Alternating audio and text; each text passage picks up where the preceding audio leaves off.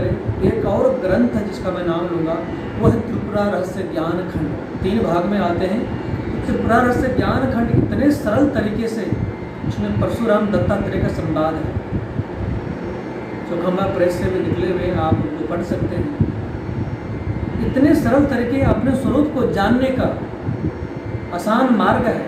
कैसे हम ईश्वर तक पहुंच सकते हैं, कैसे इस राग द्वेष को नष्ट कर सकते हैं, इतने सरल है उसमें मार्ग। कहते परशुराम जब क्षत्रियों का संहार किए, इस पृथ्वी से विहीन कर देते क्षत्रियों का, और उसके बाद 10,000 वर्ष तक उन्होंने कर्मकांड करते हुए महामाया भगवती का आराधना की।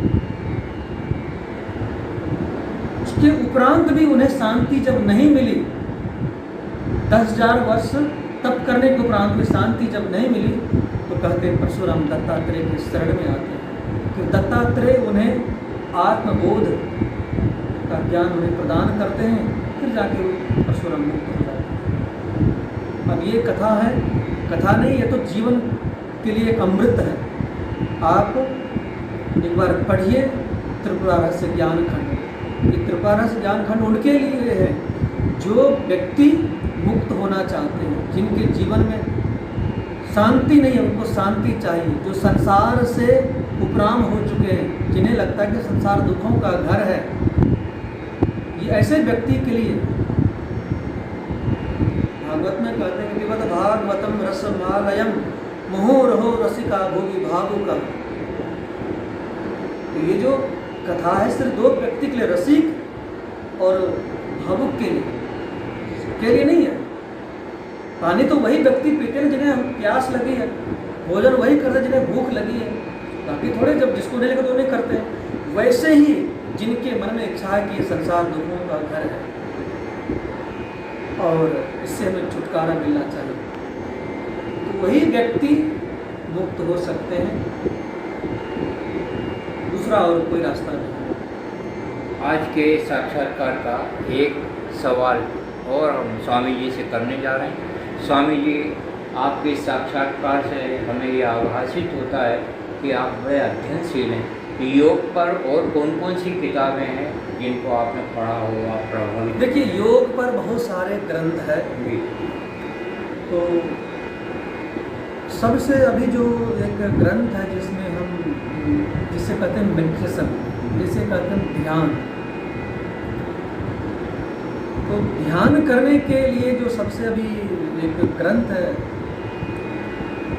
उस विज्ञान भैरव तंत्र, उस ग्रंथ का नाम है विज्ञान भैरव तंत्र। उसमें ध्यान के बहुत सारे मार्ग बताए गए हैं। ये कश्मीर से पहले वहाँ के जो विद्वान लोग हैं उन्होंने उस ग्रंथ का निर्माण करके छापे हैं, और उसके बाद चौखंबा से भी प्रकाशित किए गए हैं विज्ञान भैरव तंत्र। इसमें साधना की बहुत सारी विधियाँ दी गई हैं, बहुत सारे उपनिषद हैं। उसमें जो योग उपनिषद है, बिंदु उपनिषद है, ऐसा बहुत सारे उपनिषद उसमें वर्णन है। डिटेल में आपको हम नाम लिखा देंगे, आप उनका अध्ययन कीजिए और लोगों को बताइए आप। लेकिन ये जो योग के बारे में आप पूछ रहे हैं, किताब का ज्ञान वो तो लिखे गए महापुरुषों के द्वारा, लेकिन अनुभव से जो सिद्ध है, जो महापुरुष है, उनसे ही ज्ञान लेना चाहिए, जहाँ तक मेरा मानना है। क्योंकि ग्रंथ में बहुत सारी बातें अधूरी बातें हैं, ये ग्रंथ में लिखे हुए पूर्ण रूप से नहीं है। बहुत सारे ग्रंथ का जो अध्ययन आप करते हैं तब जाके वो आपको प्राप्त हो सकते हैं। शिव सूत्र है, घृण संहिता है, शिव संहिता है, ऐसे बहुत सारे जो है योग के ऊपर आधारित है। मुख्य रूप से पतंजलि योग प्रदीप तो है ही। तो इनमें जितने भी ग्रंथ को आप ढूंढिए, पढ़िए, एक ही है कि मन को मारना है। मन एवं शानम कारणम बंध मुक्षयो, ये मन को ही आप वश में करना है। जिसने मन को मार लिए, समझ लो कि आप अपने स्वरूप को प्राप्त करो। देखिए, देवी भागवत में प्रसंग में आपको मैं कुछ मिनट के लिए कहना चाहूँगा।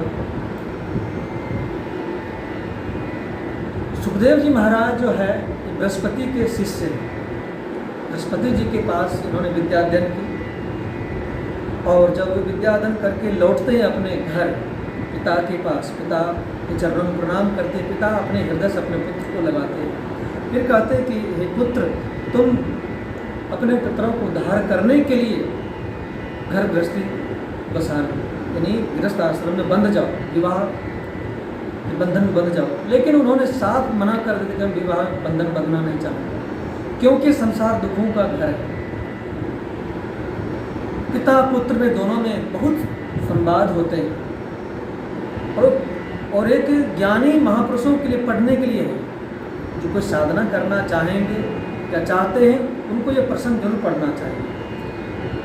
तो वहाँ पर कहते हैं कि जो घर गृहस्थी है, एक बार इसमें जो बंध जाते हैं, इससे छुटकारा पाना बहुत ही मुश्किल है।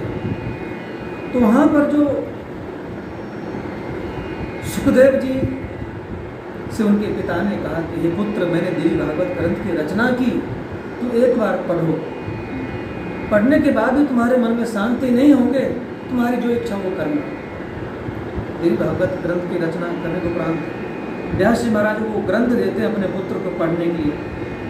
उनका स्वाध्याय करते, अध्ययन करने के उपरांत फिर भी मन में संतुष्टि नहीं हुई। व्यास जी को लगा कि मेरे जो पुत्र है ये उदास रह रहे हैं। फिर उन्हें कहते कि हे पुत्र, तुम एक काम करो, एक विदेह नाम के राजा है जनक, तुम उनके पास जाओ एक बार, और उनसे तुम जाके तुम्हारे मन में जो भी इच्छा हो उनसे पूछना, क्योंकि जीते जी वे मुक्त है, सभी भोग भोगते हुए मुक्त है। तो सुखदेव जी ने कहा कि जो व्यक्ति भोग भोग रहे हैं, संसार में रहते हुए सभी कर्म कर रहे हैं, आप कह रहे कि विदेह मुक्त है, जीवन मुक्त है, तो मैं अवश्य उनका दर्शन करना चाहूँगा। उस हिमालय की चोटी को पार करते हुए मिथिला नगरी जब पहुँचते हैं, तो उस समय उसकी नगरी में पहुँचते तो कहते हैं उन्हें द्वारपाल रोक देते हैं, और कई घंटों तक वे खड़े रहते हैं। मंत्री जाके राजा जनक से कहते हैं कि महाराज, व्यास जी के पुत्र सुखदेव जी महाराज आए हैं, आपसे मिलना चाहते हैं। कहते जाओ उन्हें लेके आओ। जब लेके जाते हैं तो उस जगह पर पहुंचाते हैं जहाँ सुंदर सुंदर रमणीय कमनीय जो सुंदर सुंदर नवयुवतियाँ थी, उनकी सेवा के लिए वहाँ पर तत्पर थी। स्नान के, संध्या बंदन के, पूजा पाठ किए, और सबको माता के समान भी मानते थे।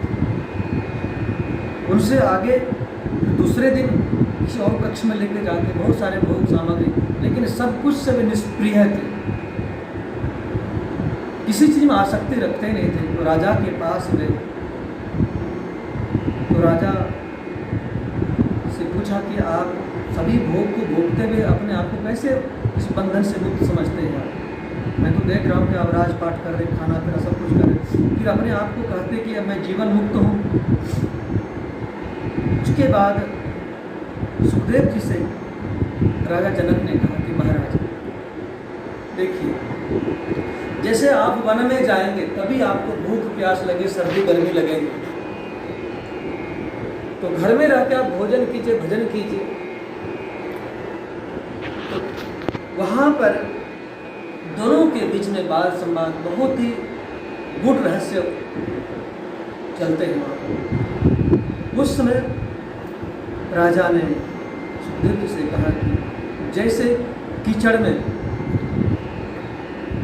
कमल उत्पन्न होते हैं, कीचड़ से अपना पोषक तत्व ग्रहण करते हैं, और जल में उस कीचड़ में रहते हुए कमल का पुष्प, कमल का पत्र जो है ये उनसे लिप्त नहीं होते। ठीक वैसे ही ये सुखदेव जी संसार में रहते हुए महापुरुषों को, ज्ञानियों को चाहिए कि सभी भोग को भोगते हुए गृहस्थ में उसमें आसक्ति नहीं रखना है, किसी चीज़ को अपना नहीं मानना है, ये मेरा कुछ भी नहीं है। जब तक शरीर है तब तक हम भोग इंद्रियां भोग रहे हैं, ये शरीर अपना है ही नहीं, इंद्रियां भी अपना नहीं है, तो वहाँ भी सबका कारण जो है जनक जी ने बताया कि मन ही सबका कारण, बंधन का कारण।